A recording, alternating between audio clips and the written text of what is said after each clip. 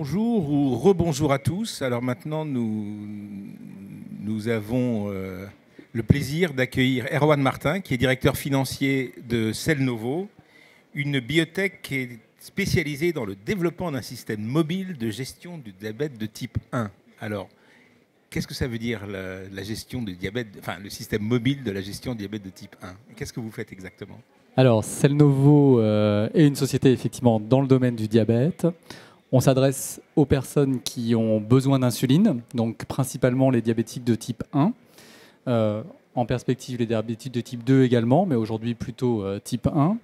Et on leur propose une solution sur la base d'une micropompe à insuline. Une micropompe, c'est ce petit appareil en fait que l'on va porter à même la peau, donc qui est très discret, très confortable, entre guillemets, en tout cas beaucoup plus que les solutions traditionnelles pour s'injecter de l'insuline. On n'a pas besoin de se faire de piqûres. Exactement. Traditionnellement, on a tous dans notre entourage des gens qui sont diabétiques et on les voit se piquer 3, 4, 5, 6 fois par jour en fait, pour s'administrer de l'insuline. Cette pompe fait exactement la même chose, sauf que pendant 3 jours, vous la portez et vous n'avez pas besoin de vous piquer régulièrement. Elle est commandée par une tablette qui permet de réguler le débit de l'insuline heure par heure, de façon à ce qu'il y ait une infusion, une délivrance continue en fait, de l'insuline, ce qui permet une meilleure prise en charge que justement la prise en charge par les seringues ou ce qu'on appelle les stylos à insuline. Donc c'est je dirais que la valeur ajoutée de ce que nous apportons pour les patients, c'est du confort, de la discrétion, de la simplicité. Et c'est très important pour les patients diabétiques dont la charge mentale liée à la prise en charge du diabète est très importante. C'est-à-dire que c'est très contraignant de devoir régulièrement penser à se délivrer de l'insuline, quelle dose, à quel moment, prendre sa glycémie, etc. Avec notre système, on simplifie en fait la vie des patients et tout ça avec un système qui est beaucoup plus discret que les systèmes traditionnels à base de piqûres.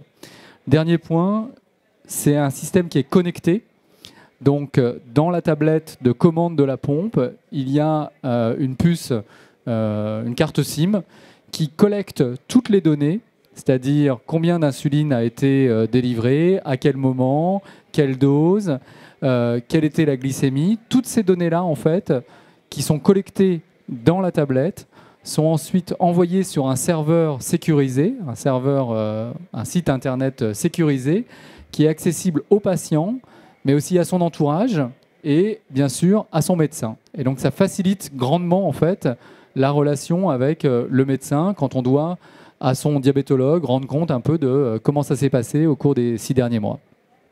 Alors, je me souviens qu'il y a 2 ans, vous aviez participé à une réunion d'actionnaires que nous avions organisée à Lyon, c'était Sophie Barat, qui est directrice générale de la société, qui était venue et qui nous avait expliqué à l'époque que, en nous montrant ces produits-là, qu'à l'époque, c'était quasiment une production artisanale et que le grand sujet pour Cellnovo, c'était de passer à une phase industrielle. Alors, est-ce que 2 ans plus tard, vous êtes enfin arrivé à cette phase industrielle? Alors, tout à fait. Je crois que, comme vous l'avez dit, c'était vraiment le grand sujet de pouvoir industrialiser en fait la partie. Je vais la retirer. Hop.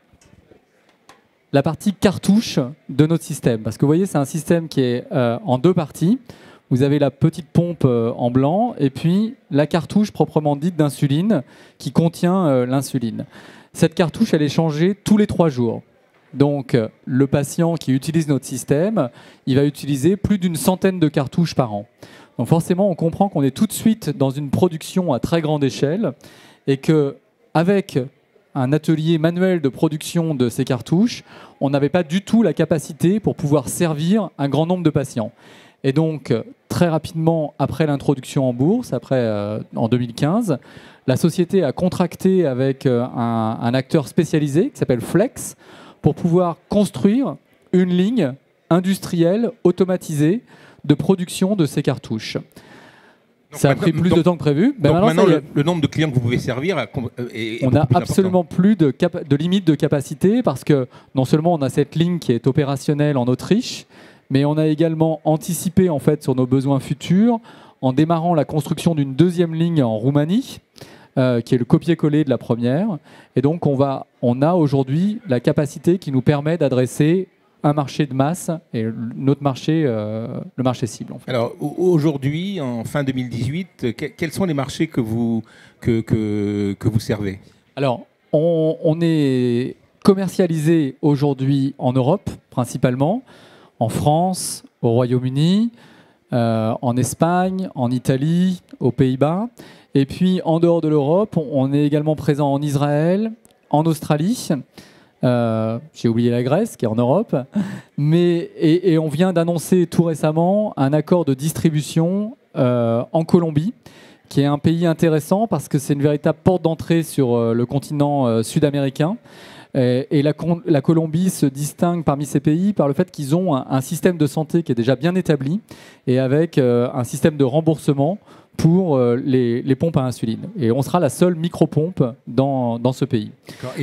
Donc on a un réseau de distribution qui est bien établi et on bénéficie en cela aussi d'un accord cadre avec Air Liquide, qui est notre partenaire pour la distribution, qui est un partenaire stratégique, qui est actionnaire minoritaire, mais un actionnaire de la société et qui est un partenaire stratégique dans la distribution de nos produits. D'accord. Et aux États-Unis, où il y a quand même beaucoup de diabétiques, alors, plus qu'ailleurs. Aux États-Unis, c'est évidemment un grand marché aussi pour nous.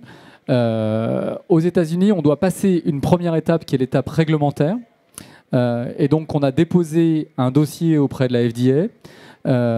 On actualise en ce moment ce dossier pour pouvoir intégrer la dernière génération de notre produit. Et on table sur une autorisation de commercialiser à l'horizon 2019, en fait, pour nous permettre de démarrer un lancement ciblé fin 2019 aux États-Unis. D'accord, donc 2019, une année importante pour vous. Est-ce que dans ce domaine-là, il y a des évolutions technologiques importantes à attendre, des ruptures éventuellement dont vous pourriez profiter? Alors, je crois qu'il y a... On a, avec notre pompe miniaturisée, on a déjà participé à une première rupture qui est celle de simplifier la vie et rendre plus discret en fait la délivrance d'insuline, puisqu'on n'est plus obligé de s'isoler avec une seringue, etc. Ça, c'était un premier pas dans, je dirais, la qualité de vie des patients. Le deuxième pas, ça va être vraiment l'automatisation complète en fait de la délivrance, puisque là, vous l'avez compris, avec notre tablette, le patient programme. Alors, c'est déjà un progrès parce qu'il va programmer sur un cycle de 24 heures ou de 3 jours, il va programmer sa délivrance d'insuline. Demain, ça sera complètement automatisé. La pompe aura un fonctionnement quasi autonome, en fait, en collectant en temps réel les données de glycémie, le glucose dans le sang, grâce à un capteur de glycémie qui sera porté par le patient en permanence et qui permettra d'alimenter un algorithme qui déterminera quelle est la dose que le patient doit recevoir pour équilibrer sa glycémie. Donc c'est un fonctionnement, comme on dit, en boucle fermée, où le patient n'a plus d'intervention, et ça, vraiment, ça le libère en fait du poids de son traitement. Il peut quasiment oublier qu'il a un diabète qui doit être traité. Donc ça, c'est le futur, mais ce n'est pas le futur de science-fiction, c'est le futur très proche, puisqu'on a pour ambition d'avoir une solution de ce type-là, marquée CE, à l'horizon de l'année prochaine.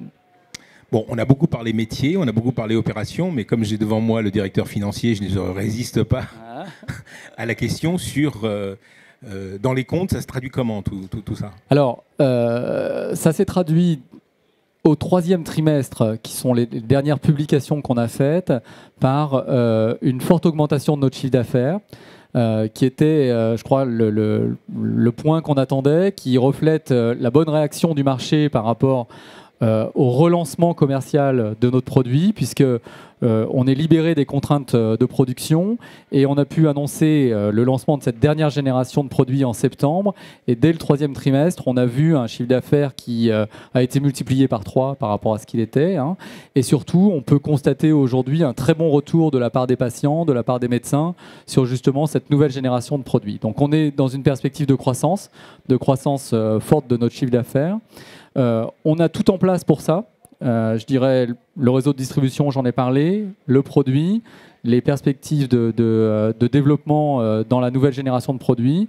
Et puis d'un point de vue financier, strictement financier, on a une visibilité financière qui nous permet justement d'assurer ce décollage commercial qu'on va voir dans les mois qui viennent, enfin qui a déjà commencé, mais qu'on va confirmer dans les mois qui viennent, puisque la dernière position de trésorerie qu'on a publiée était d'environ 5 millions d'euros à la fin du mois de septembre, et on a un accord de financement sous forme de dette avec une société qui s'appelle Créos.